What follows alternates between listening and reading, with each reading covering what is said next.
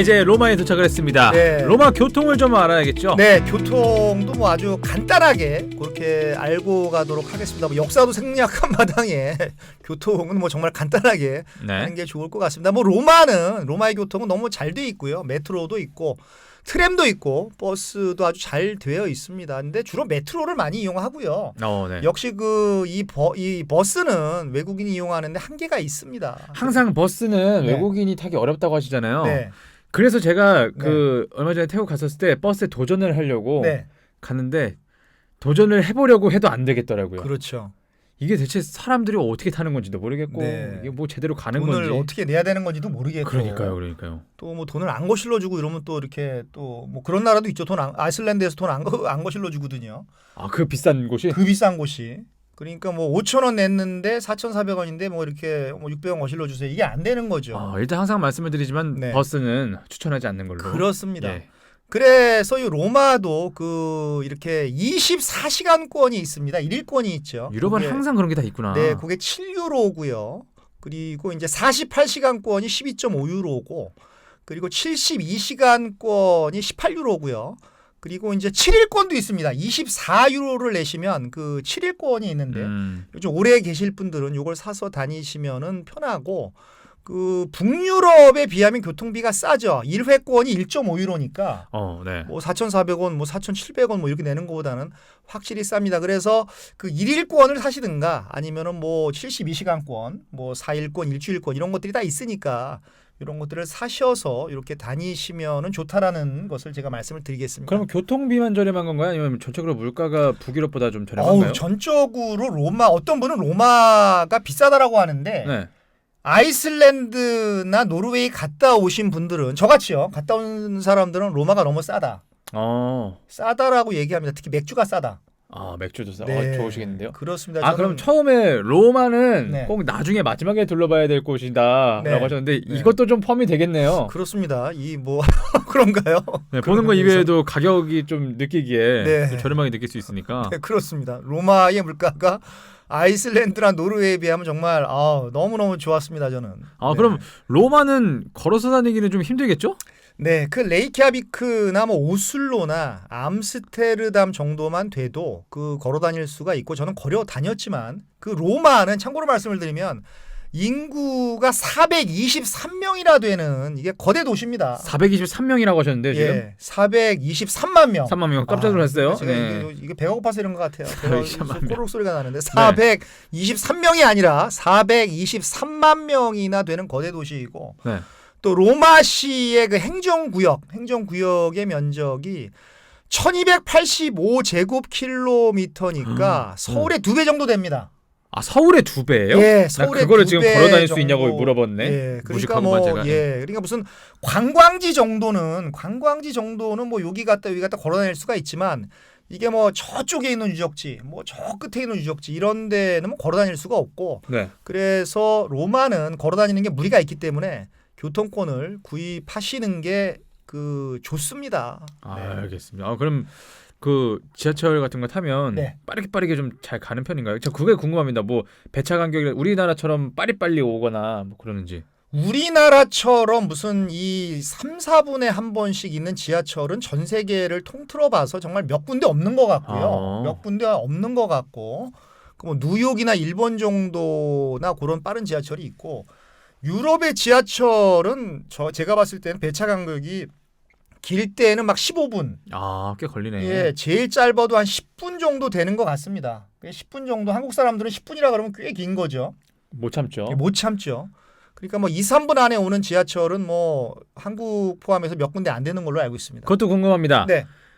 저는 지하철 이제 뭐 1분 남았다 그러면 문 닫힐까 봐 막 뛰어가가지고 타거든요. 네. 많이 그러잖아요. 네. 유럽 사람들은 좀 분위기가 다른가요? 막 뛰어가서 타고 문 잡고 막 이런 거 없는지. 이 사람들도 막 우리나라 사람들은 이 뛰고 막 가는 게 습관이 돼서 네. 그냥 바쁘지도 않은데 뛰잖아요. 일단 1분 남았다 그러면 바쁘지도 않은데 막 뛰는데 네. 유럽에서는 정말 바쁜 사람만 뛰고 나머지 분들은 그냥 이거 놓치면은 다음 거 타지라고 10분 15분 뒤에 오는데 그렇죠. 나는 3분 뒤에 오는 것도 못 참아서 빨리 가서 타는데. 저는 뭐 유럽에서 좀 그런 걸 느꼈습니다. 한국 사람들은 뭐 다 뛰잖아요. 그냥 이렇게 뭐 1분 남았다 그러면 무조건 뛰는 습성. 근데 유럽에서는 정말 바쁜 사람은 거기서도 뜁니다. 막 미친 듯이 뛰어가고. 네. 근데 나머지 분들은 이렇게 뭐 다음 차를 기다리면 기다렸지 막 그냥 대쉬하고 문에 이렇게 손 집어넣고 막 이렇게 잘리면은 막 어떡할까 뭐 그런 거는 저는 못 봤습니다. 아, 그런 유럽의 여유로움이 저는 부럽습니다. 네. 자, 그럼 로마 가서 어딜 먼저 가볼까요? 네. 그래서 사실 로마는 볼 곳이 너무 많아서 그 제대로 다 보려면 한 달을 여행해도 그 모자랄 것 같고요. 네. 제가 그 5번이나 갔는데도 못 본 데가 아직 많습니다. 그러니까 예. 서울의 2배인데 얼마나 크겠어요. 그렇습니다. 그럼에도 불구하고 그 제 기준으로 전적으로 제 기준으로 선정을 했고요.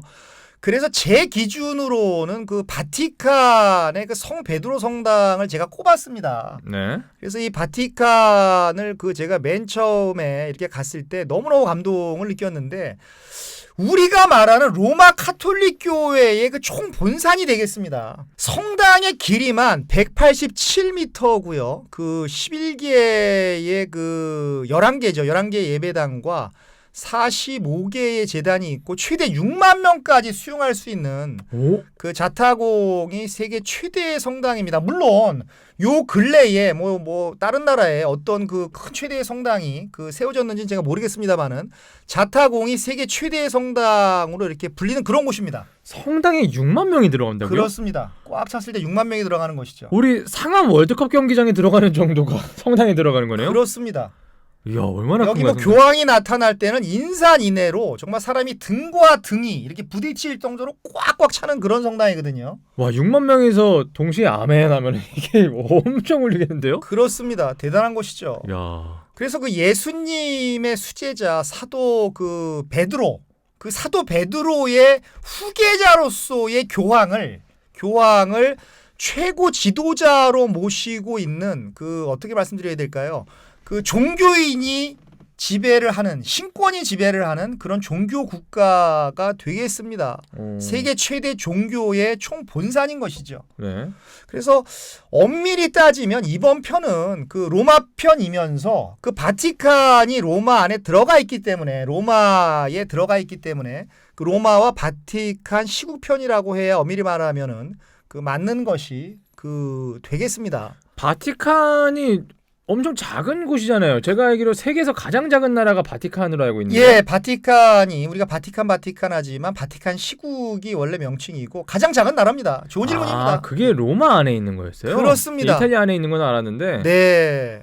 가장 작은 나라고. 아, 근데 바티칸 시국이요? 바티칸이면 바티칸이지 왜 시국은 무슨 말이에요? 이 시국에 뭐 그런 건가요? 네, 고 시국은 아니고 네. 요 시자가 도시할 때 고 시자고요. 요 국자가 국가할 때 국자입니다. 그래서 어떻게 보면은 그 도시국가라는 뜻이죠. 도시면서 국가라는 그런 뜻이 되겠습니다. 네.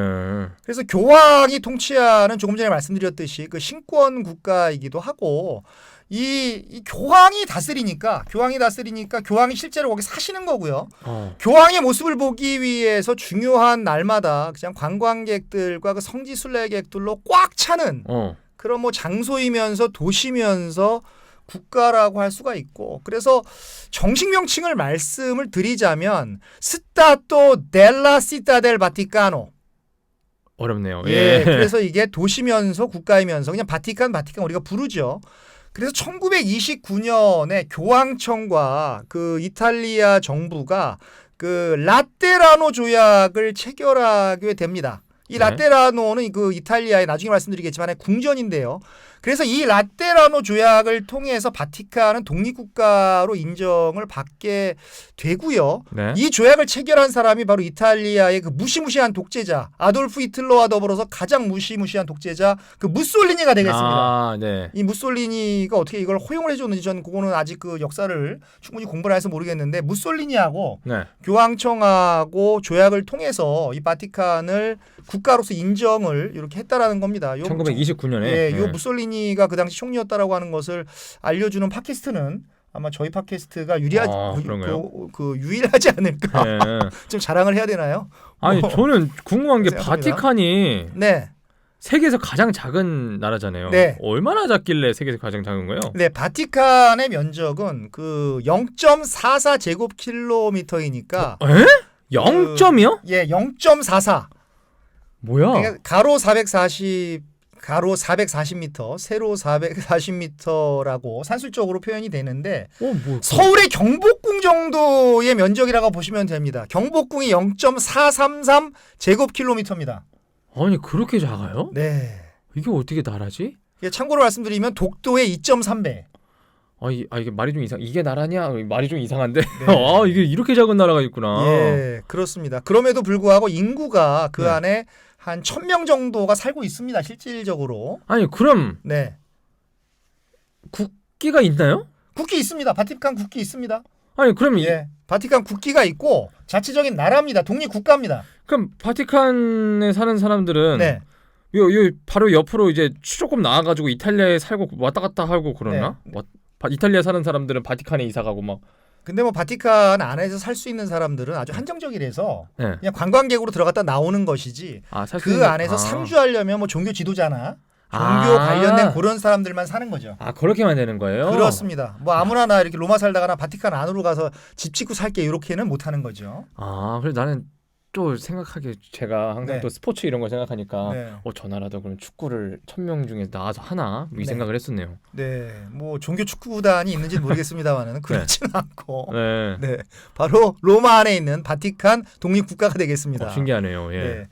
그래서 이 로마라는 이 도시에 있는 그 도시 국가인 바티칸에 이 성 베드로 성당이 서 있는 거고 또 그 안에 바티칸 박물관도 있고 시스티나 성당이 있고 성 베드로 광장이 있는 것이죠. 아니 아까부터 성 베드로 성당 계속 얘기하셨는데 네. 어떤 곳인지 좀 알려주세요. 네, 좋습니다. 그래서 이 베드로가 이 예수님이 가장 아끼는 제자였습니다. 정말 그 수제자죠. 근데 이 베드로가 로마에서 그 십자가에 거꾸로 매달려서 처형을 당하게 되는데요. 그래서 베드로는 우리나라식의 발음이고 영어로는 그 피터가 되죠. 피터가 되고. 피터가 베드로예요? 예, 이탈리아에서는 그 페트로스라고 하는데 우리말로 그냥 베드로 하는 거고요. 네. 이 돌과 바위를 뜻하는 그 페트라에서 나온 이름입니다. 그래서 신약 성경 마태복음 16장에 그 너희는 내가 누구라고 생각하느냐 이렇게 예수님이 이렇게 물어봤다라고 합니다. 그랬더니 본명이 시몬이었더니 베드로가 원래 베드로의 본명이 시몬이었습니다. 네. 그래서 이 베드로가 그 살아계신 하나님의 아들 그리스도입니다라고 이렇게 대답을 한 겁니다. 내가 누구라고 생각하느냐 예수님이 물어보니까 그 살아계신 하나님의 아들 그리스도입니다라고 대답을 했습니다. 그 베드로가.